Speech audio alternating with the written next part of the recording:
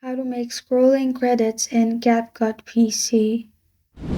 Hi everyone, I'm here to assist you today with adding a delay. Let's jump right in. First, open CapCut, press on text at the top, click on add text located at the left side, and then add default text. After you have added default text, on the right side you will find basic. And below that, in default text, add your credit. After you've added your credit, you can also change font or font size. Also make sure your credit is at the last after all your video or photo ends. And at the right side, scroll down. You'll find position and size.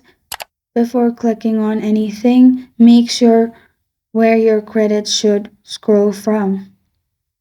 As you can see, I've added credit at the bottom. Then at the right side, add keyframe and position inside. And swipe your video's cursor. Select the text and make sure you bring it up where you want it to end.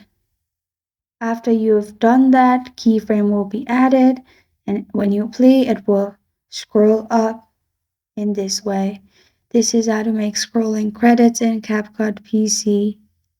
Thank you for joining me today. If this video helps you out, please leave a like and subscribe for more. Got a question or want to suggest a topic? Comment below. Thank you for watching.